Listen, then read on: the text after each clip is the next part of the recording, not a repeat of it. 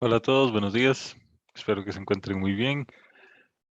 Este es el cronograma por donde vamos ahorita en el curso. Estamos empezando semana 3. Entonces, bueno, nos corresponde analizar un tema nuevo.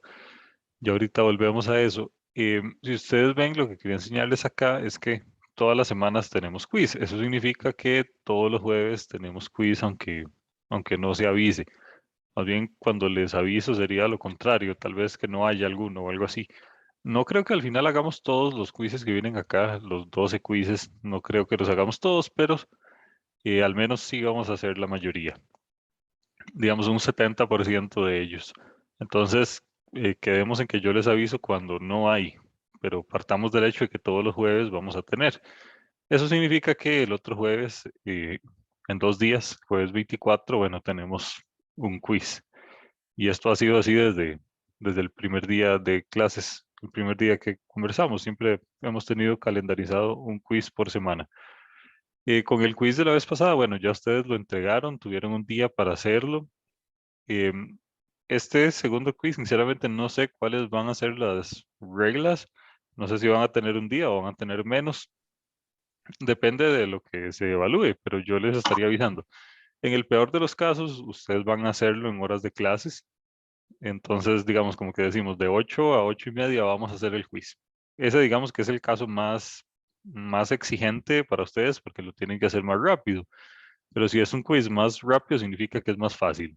Entonces, ¿cómo va a ser? No sé, pero bueno, eso es lo que se sabe de momento. Yo les aviso por el grupo de Telegram unos, no sé, un día antes al menos, cómo va a ser la dinámica. Y bueno, lo otro son los temas. Hoy vamos a ver una presentación, mañana, el jueves vamos a ver otra presentación, ya están en el TEC Digital. Son algunas cosas básicas que tiene el lenguaje de programación. Ya estamos entrando al lenguaje como tal. La siguiente semana, semana 4, vamos a ver una cosa que se llama diagramas de flujo, que es todavía no se programa, es simplemente una manera de programar gráfica. Y en semana 5, y a partir de ahí, ya sí es 100% programar durante todas las clases ya en un lenguaje como tal. Para esta semana, ya sí es obligatorio que todos tengan instalado el programilla que vamos a utilizar para programar, el Visual Studio, y que tengan funcionando el proceso para ejecutar Python, el plugin ahí. A partir de semana 5 ya es obligatorio 100%. Entonces, bueno, para que lo tomen en cuenta. Y de no, eso es de la parte de avisos generales. Como les decía, vamos a utilizar hoy una presentación que es muy pequeña, son como 20 y algo diapositivas, y el jueves vamos a ver otra. Son dos temas, digamos, separados, pero que componen elementos básicos del lenguaje de programación. Entonces, la clase de hoy va a ser 100% teórica, no hay nada de práctica asociado a esto, y la clase del jueves también. Bueno, y así estamos ahorita. Sin embargo, antes de continuar, quería preguntarles cómo les había ido con los ejercicios que habían quedado para resolver en la casa, que creo que eran como 4 o 5, los de pseudocódigo. ¿Los pudieron hacer? Lo de la tarea, profe. No la tarea como tal, sino los otros ejercicios que habían quedado por resolver. Pero bueno, la tarea también. En general, ¿cómo les fue con ese tema? Yo bien, solo como ahí en la 2 me pegué un poco. Ah, bueno, bueno, muy bien. Y bueno, espero que les haya ido bien. Realmente, como una persona me contactó con dudas de pseudocódigo en general, entonces, bueno, yo pensaría que al resto les fue bien. Igual, eh, si tienen algo por ahí, ahí me pueden contactar y lo vemos en consulta. Y bueno, volvamos acá. El, el, el tema de hoy, la presentación de hoy se llama el lenguaje de programación. Entonces, vamos a ver a grandes rasgos cómo es que funciona un lenguaje de programación cualquiera. Eh, el asunto acá es que, bueno, en este curso vamos a utilizar Python. Sin embargo, muchas de las cosas que vamos a ver acá aplican para cualquier lenguaje de programación, no importa el que sea. Puede ser Python, puede ser C, C++, lo que sea. Entonces, lo que vamos a ver acá es como más general. Si bien es cierto, el curso usa Python, los conceptos se aplican para cualquier lenguaje. En el fondo, un lenguaje es un conjunto de reglas sintácticas que cambian. Es como, no sé, como hablar inglés y español. Hay un conjunto de reglas que cambian de lenguaje a lenguaje. Sin embargo, bueno, la esencia de la transmisión del mensaje es igual. Sucede igual con los lenguajes de programación. Y bueno, eh, Python es un lenguaje relativamente nuevo. Veamos que eh, es de los más nuevos que existen actualmente y fue creado en los 90. Eso significa que ni siquiera yo había nacido en este año, menos ustedes. Fue creado por este señor, Guido van Rosen. Este señor es holandés. Y bueno, en el año 2001 aparece una fundación que se llama Python Software Foundation, que es básicamente una organización que se encarga de darle mantenimiento al lenguaje. Entonces, bueno, el lenguaje se creó en 1990. A partir de ahí ha venido cambiando ligeramente, cambian algunas cositas, pero lo más importante es que se le sigue dando mantenimiento, se le sigue añadiendo cosas nuevas y funcionalidades nuevas. Por eso es que existe esto, la Python Software Foundation. De la misma manera existen otras organizaciones que se encargan de darle mantenimiento a los otros lenguajes. Por ejemplo, Java, creo que el que se encarga de esto es una empresa que se llama Oracle. Después C y C++, el que se encarga de esto es una organización que se llama GNU. Y bueno, así sucesivamente. Cada lenguaje tiene su organización que se encarga de darle mantenimiento. Si en algún momento desaparece la organización, bueno, el lenguaje cae en un estado de obsolescencia, o sea, ya se vuelve obsoleto. Pero bueno, sí, Python nació en el año de los 90 y es de los más nuevos. Entonces, bueno, significa que realmente el mundo de los lenguajes de programación no avanza tanto. Tiene algunas características, es multiplataforma, significa que funciona bien en cualquier sistema operativo de los más utilizados actualmente, digamos Windows, Linux y Mac. Es interpretado e interactivo. Existe una cosa que se llama shell interactivo, que de hecho creo que eso está aquí. Algo así se ve el shell interactivo de Python. Es una consola a través de la cual uno puede ejecutar cosas directamente en el lenguaje. En este caso particular, esto es el sistema operativo Ubuntu. Entonces se abre una consola de Ubuntu y se ejecuta el comandillo Python. Vean lo que aquí está. Y ya eso nos abre el lenguaje. Entonces uno puede programar acá directamente en la consola. A eso es a lo que se dice que tiene un shell interactivo.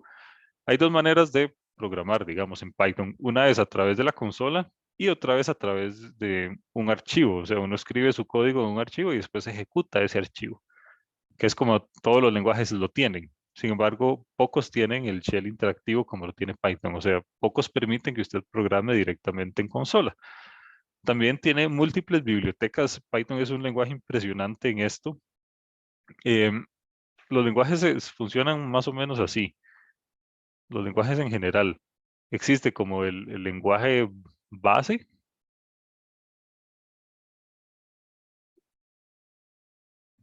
Digamos que este es el lenguaje base. Y uno a este lenguaje base puede añadirle soporte para algunas otras cosas. Entonces puede hacerlo más potente de lo que ya es. Por ejemplo, uno puede añadirle soporte para cosas matemáticas.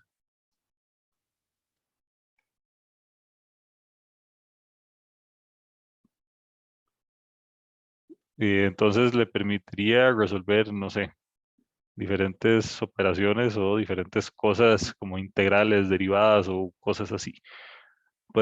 Python tiene un soporte impresionante, un montón de bibliotecas para cosas de inteligencia artificial. Entonces, bueno, ahí podría añadirle eso. Digamos que después quiera añadirle otra cosa para graficación.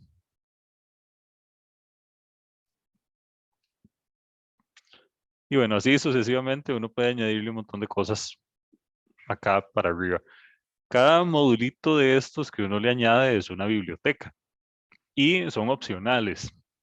Y bueno, depende de si existen o no. Eso significa que una biblioteca es que alguien la creó, alguien la programó y la ofreció para que cualquier persona que la necesite la pueda utilizar. Entonces, el lenguaje base no trae un montón de cosas. Por ejemplo, no trae soporte nativo para graficación. Entonces, si uno necesita ver datos y manipular datos gráficamente, va a tener que añadirle una biblioteca de graficación. Es opcional y uno la añade si quiere o no, y dependiendo de lo que necesite. Python es un lenguaje que tiene un montón de bibliotecas. Por eso es que es tan genérico. Con él se pueden hacer un montón de cosas que no se puede hacer con otros lenguajes gracias a la gran cantidad de bibliotecas. Y la mayoría de estas nacieron por iniciativa privada. O sea, alguien vio la necesidad, creó una biblioteca y la ofrece gratuitamente al resto de personas. Eso es bastante interesante. Eso es como la idea del software libre, que personas individuales, contribuidores individuales, crean software y lo ofrecen gratuitamente a la comunidad de programadores.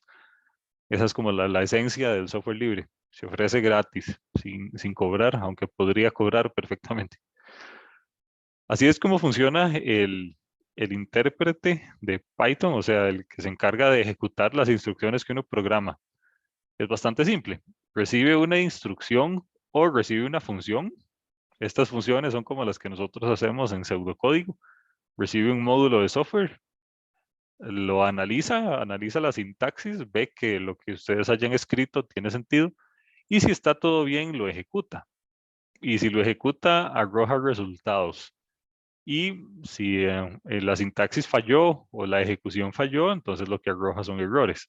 Esto es como una manera muy genérica de ver la ejecución de cualquier lenguaje de programación. Se toma lo que el programador hizo, se analiza, se ve si tiene sentido. Si tiene sentido, se ejecuta. Y eso produce resultados. Eso es lo que quiere decir este dibujito. Bueno, esto ya vimos, es el shell de Python.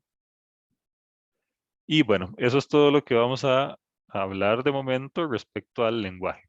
Puras cosas generales. Ahora vamos a ver un tema que se llama tipos de datos.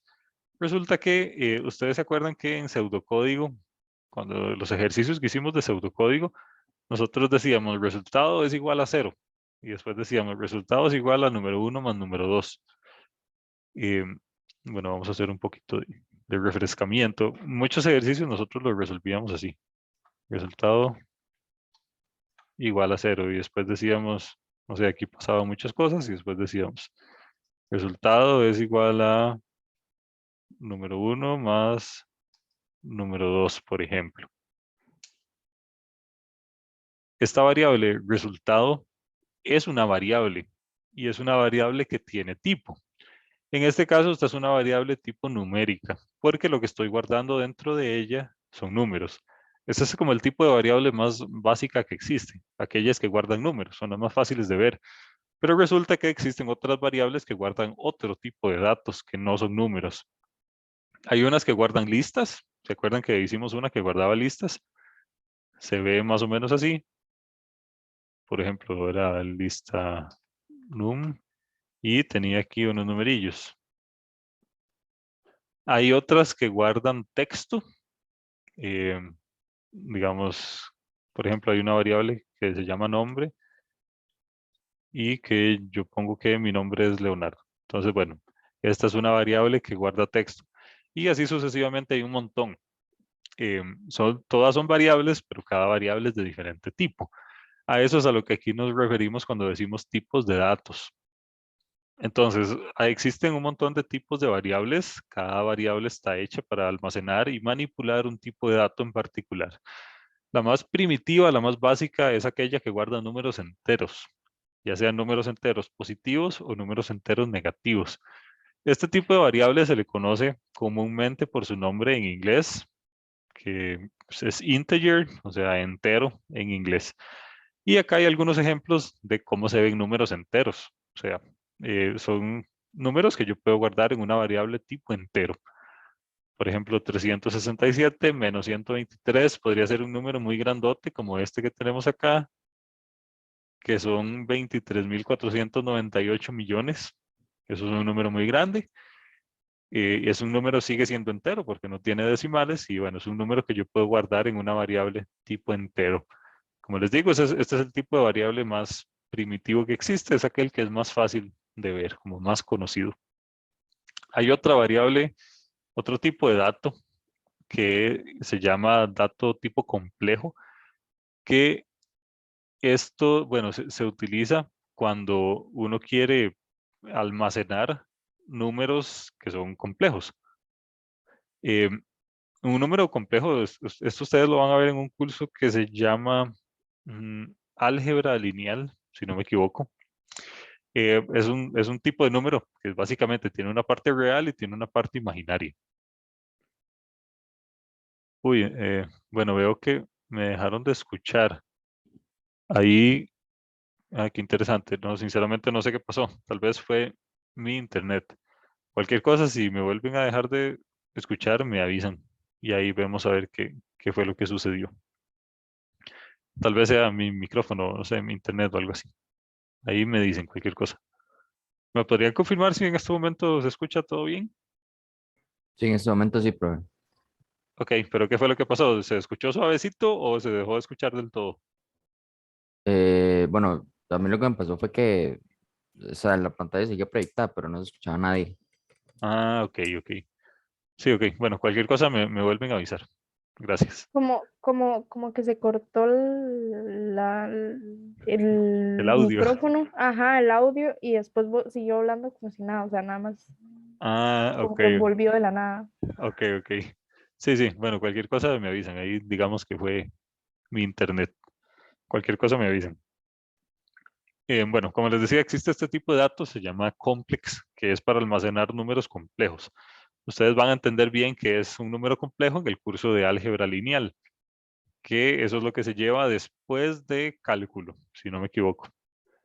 Bueno, así es en la mayoría de carreras. Cada carrera de ustedes tiene su particularidad, pero así es como en reglas generales, como matemática general, cálculo y álgebra lineal.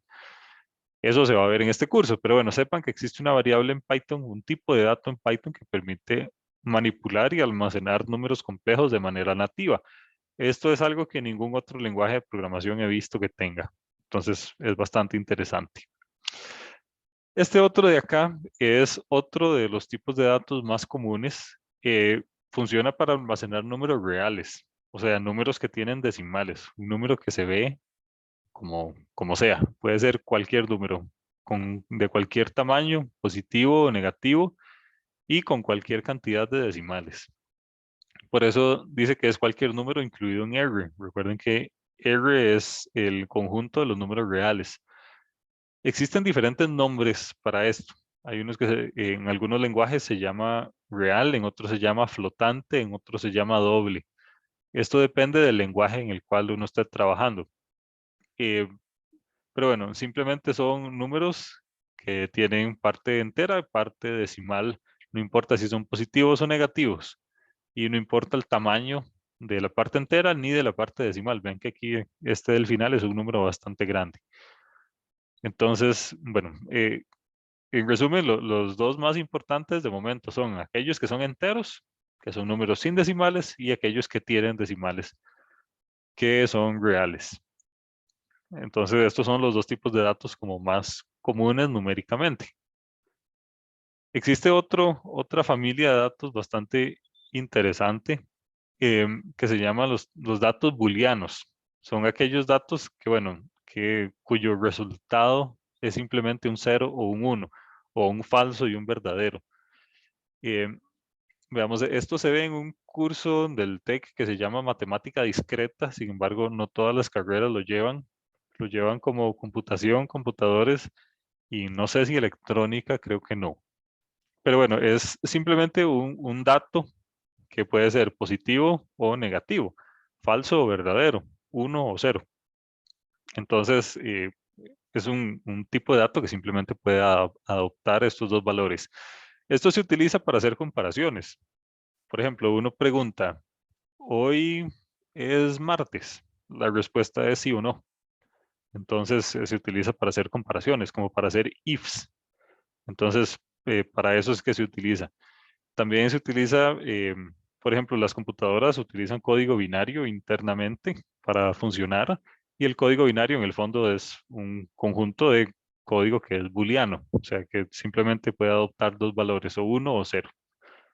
Entonces, bueno, existe soporte también nativo para tipos de datos booleanos. Existe otra familia de datos muy interesante que se llama las cadenas de caracteres. Se conoce mejor por su nombre en inglés, que es string. String es la traducción literal de la palabra cadena, que significa cadena de caracteres en español. No cadena como de la de amarrar el perro, sino cadena de caracteres. Y básicamente es una secuencia de elementos. Podría ser, por ejemplo, el alfabeto español. Sin embargo, una cadena de caracteres aguanta cualquier tipo de elemento, ya sean caracteres especiales, ya sean números, guión bajos, asteriscos, lo que sea.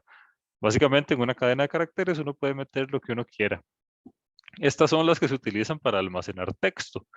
Entonces, por ejemplo, si ustedes están almacenando la información de un estudiante que se llama Carlos, ustedes pueden crear una variable llamada nombre y decir, ok, el nombre es Carlos, la residencia es en Cartago y estudian el TEC. Vean qué interesante, acá hay comillas dobles al inicio y al final del texto. Esto es así con el fin de saber dónde empieza y dónde termina el texto. Entonces, las comillas se utilizan únicamente en los strings para saber cuándo empieza y cuándo es que termina el texto que yo voy a guardar en la variable. Resulta que si uno no le pone comillas, digamos, si uno hace algo así, residencia igual Cartago, el lenguaje va a pensar que existe una variable anterior que se llama Cartago. Entonces, bueno, no va a guardar texto, sino que va a dar un error porque dice, fui a buscar una variable Cartago y no existe. Entonces, por eso es que hay que ponerle comillas. Si no, es como si uno estuviera nombrando variables, cosa que no es cierto. Como les decía, las cadenas de caracteres pueden guardar cualquier tipo de datos, no importa que sean letras, números o caracteres especiales. Puede ser cualquier cosa. Cualquier cosa uno la puede meter dentro de una cadena de caracteres. Y bueno, a este punto, ¿alguien tiene alguna duda o algún comentario con algo de lo que hemos visto? Eso de las comillas funciona como el hashtag para poner comentarios. Es parecido. Ajá, sí, la idea es parecida. Por cierto, esto es algo que es de todos los lenguajes de programación, no solo de Python. Todos los lenguajes, para meter texto dentro de una variable, siempre utiliza comillas. ¿Alguna otra cosilla por ahí? Eso sería, profe. Gracias. Ok, muchas gracias. Bueno, de acá, a este punto, los que hemos visto son como los tipos de datos más comunes, de los cuales hay que rescatar los enteros, los reales, los booleanos y los strings. Esos son como los que más se utilizan. De hecho, los vamos a utilizar bastante en este curso. Ahora, hay otra familia de datos que se llama secuencias mutables. Existen dos, secuencias mutables y secuencias inmutables. Las secuencias mutables son aquellos que permiten hacer cambios a nivel de sus elementos individuales. Por ejemplo, la lista. Vean que esto es una lista como las que vimos en pseudocódigo la semana pasada. Tengo una lista que tiene 1, 2, 3 y 4. Uno le puede decir, deme el elemento que está en el campo 0 de la lista. Y uno sabe que en el fondo esto tiene una numeración. Esto se ve más o menos así. Este es el campo 0, este es el campo 1, este es el campo 2 y este es el campo 3.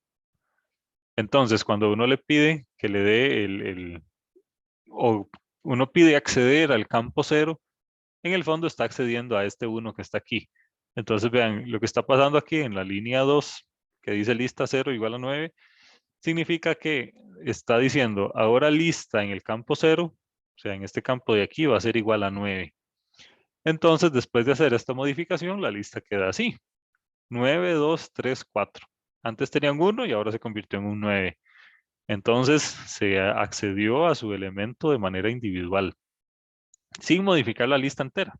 Simplemente se accedió al elemento individual. Por eso se dice que las listas de Python son una secuencia mutable, porque puede ser cambiado a nivel de sus elementos individuales. Hay otras que son inmutables, son aquellas que no se pueden cambiar a nivel de sus elementos individuales. Por ejemplo, los strings. Si uno tiene una variable, digamos, nombre igual Carlos, hacer esto un toquecillo más grande. Ajá, uno no puede decirle, como ahora la C, que es mayúscula, la voy a convertir en minúscula. Para hacerlo tendría que sobreescribir toda la variable. Entonces tendría que sobreescribirla completamente. Digamos que ahora Carlos, usted quiere escribir Carlos con minúscula. Tiene que sobreescribir la variable. No se puede como decirle, ok, ahora el primer elemento, nombre en el campo 0, va a ser una C minúscula. Eso es algo que no se puede hacer con los strings, por el hecho de que son una secuencia inmutable. Se sobrescribe toda, no se puede acceder a nivel de sus elementos individuales. Esta es una particularidad. Sí se puede hacer en listas, no se puede hacer en strings.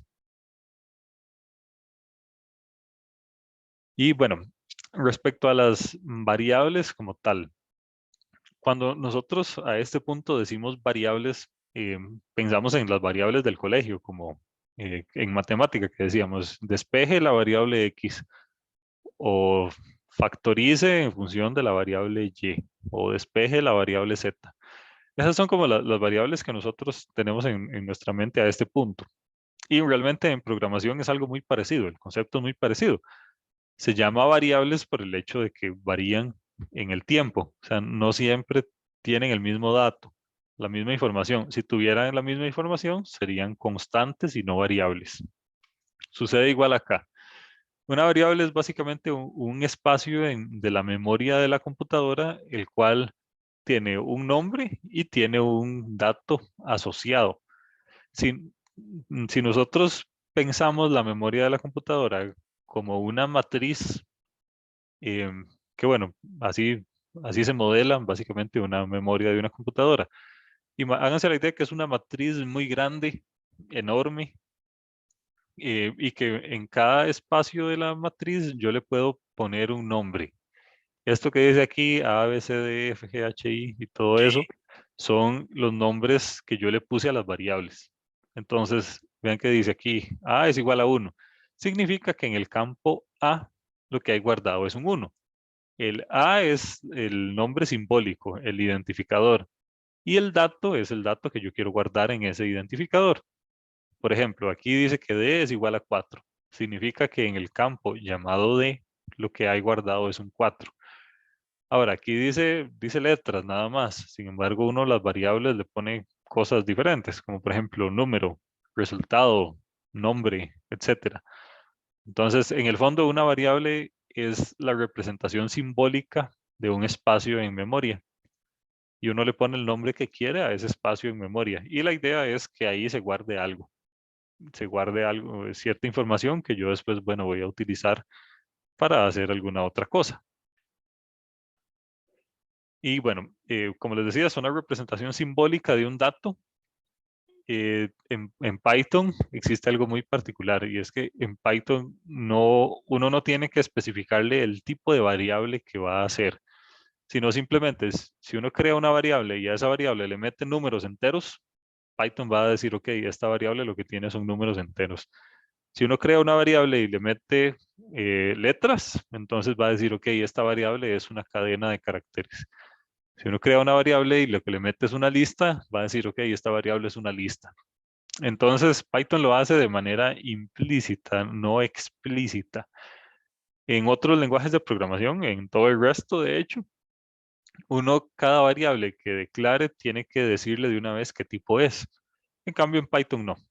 Por eso es que lo hace bastante más fácil. Por eso es que Python se utiliza para los cursos introductorios a la programación. Porque, bueno, oculta varias cosas, muchas cosas. Hace que el proceso sea más simple. Las variables solo almacenan un valor en determinado instante de tiempo. uno no puede crear una variable que guarde dos números, por ejemplo, una variable entera que guarde dos números, que guarde 1 y 2, o guarda 1 o guarda 2, pero no puede guardar los dos al mismo tiempo. Y bueno, esas son como las características de las variables. Ahora, respecto a los identificadores recordemos que son el nombre de la variable como tal, el nombrecillo que uno le pone. Pueden ser de cualquier largo, o sea, uno puede crear una variable que sea más o menos así. Mi nombre es el siguiente.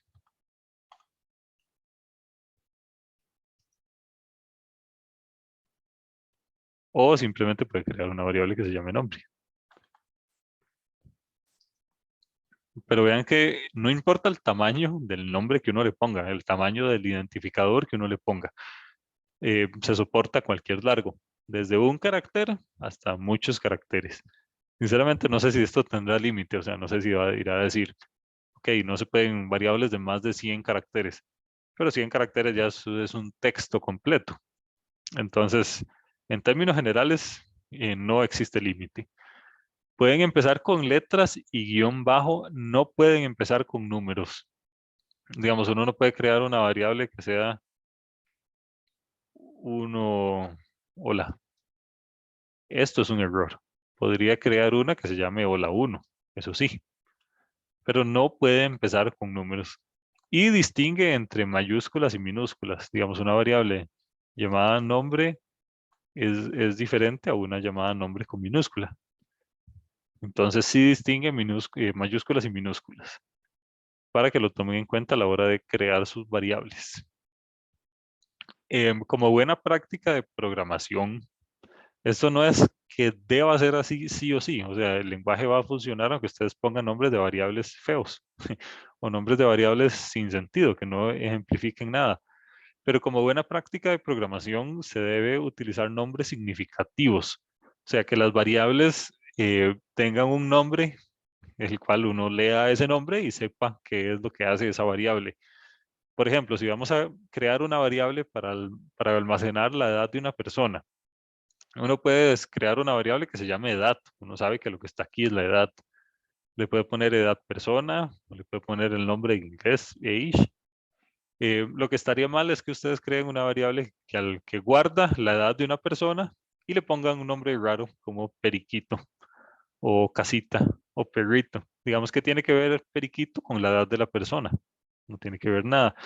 También es una costumbre, principalmente en las personas que están dando sus primeros pasos en programación, que utilicen nombres de variables excesivamente cortos, como letras. Crean una variable z y a eso aquí guardan la edad de la persona. Esto es una mala práctica. Es importante, bueno, ponerle nombres a las variables que sean significativos. A este punto, ¿alguien tiene alguna duda con algo?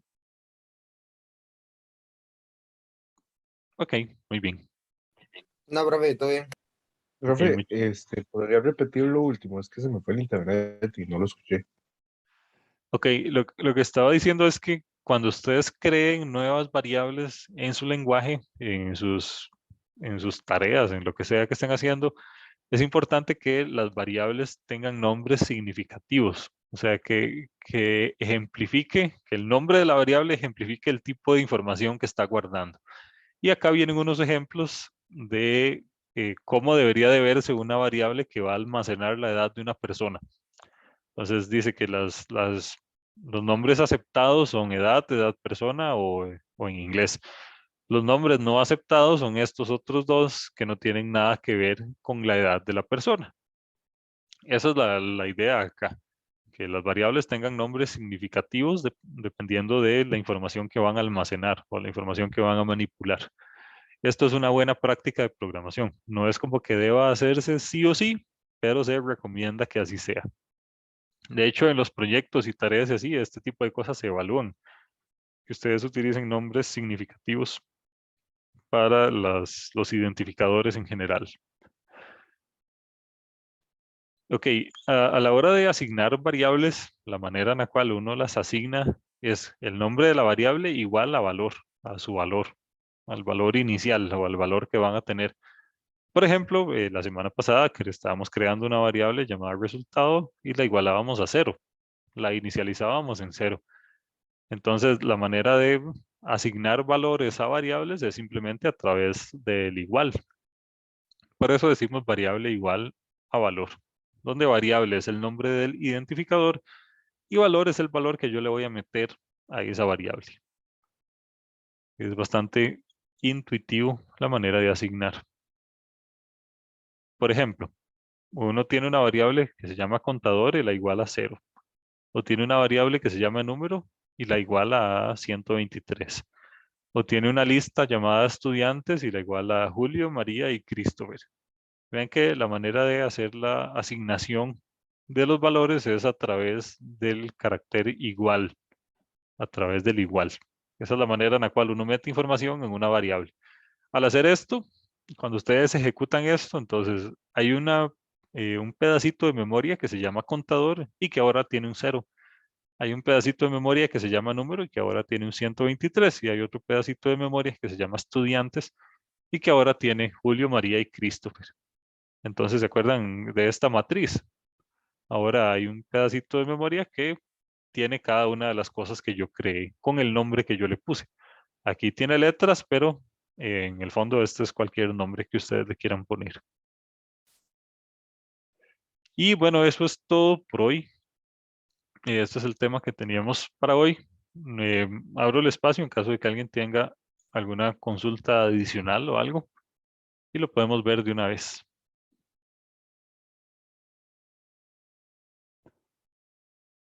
Ok, bueno, veo que no. Entonces voy a dejar de